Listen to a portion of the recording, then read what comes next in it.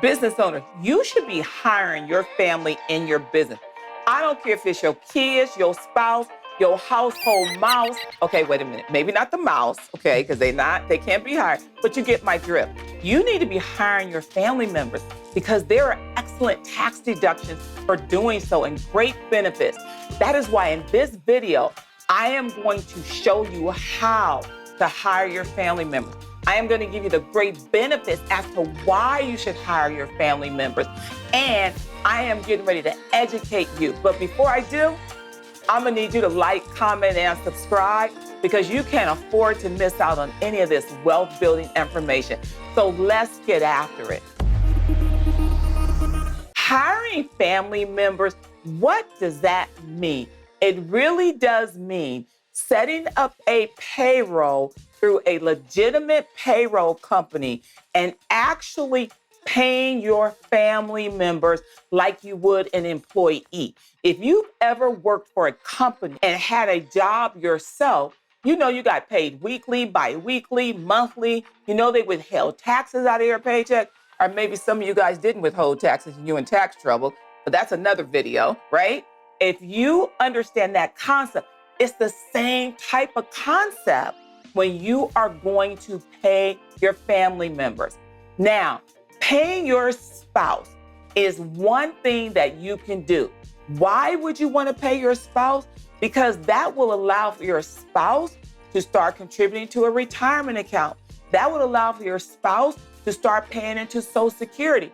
But did you know that you could actually put your spouse on payroll, not really pay your spouse, but give your spouse fringe benefits? There's so many benefits to having your spouse on payroll. Just like there are benefits to having your kids on payroll. You can pay your children, and children are classified in two categories: those that are 17 and below, and those that are above 17 years of age.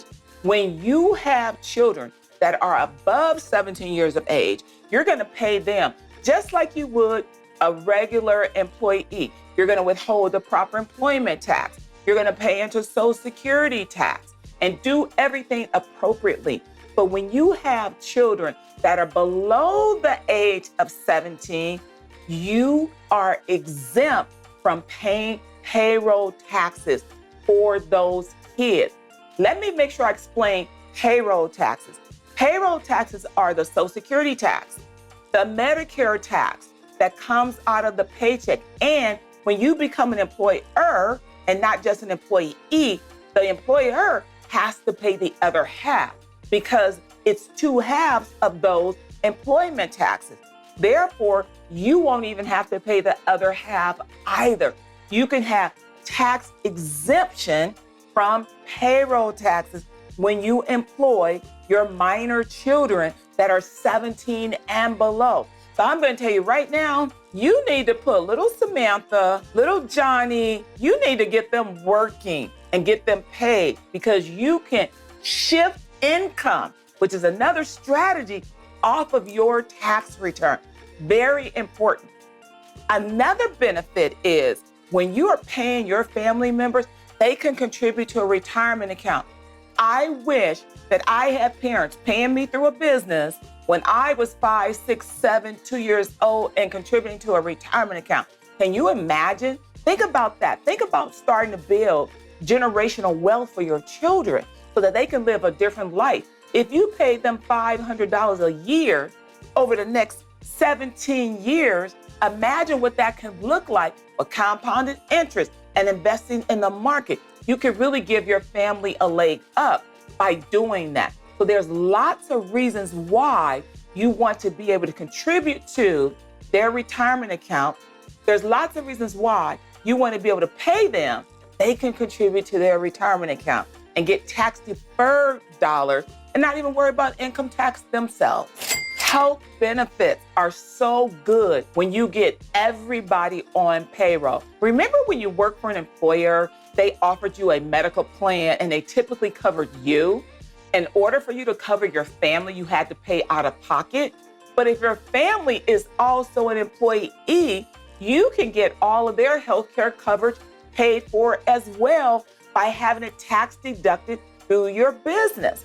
That's what a lot of these wealthy people do. So I want you to think about it. The tax code does not have a dollar amount attached to it. The tax code has a concept attached to it. Business owner, whether you are Microsoft, whether you're NVIDIA, or whether you're starting 123 Jump Street, you are still a business owner with the same benefits. So understanding that is mission critical. Reasonable wages. Now, I want to be clear. When you are paying your spouse or you're paying your children, you want to make sure you have job descriptions written out for them. You want to make sure you have the proper employment forms filled out for them, and you want to pay them reasonable wages. How would you determine reasonable wages? Let me give an example. If your spouse is going to be your office manager, if your spouse is going to do your paperwork, what if you had to go out and hire somebody to do that same job? Go look on the internet and find job descriptions with the salary or the hourly wage attached to it, and make sure you put that in your record so that you can justify why you are paying your family members what you are paying your family members. You want to always be able to support and document in the event IRS ever comes knocking on your door. You don't want to have to get ready. You want to be ready. So make sure that that stuff is already in your file. That is so important for you to do that.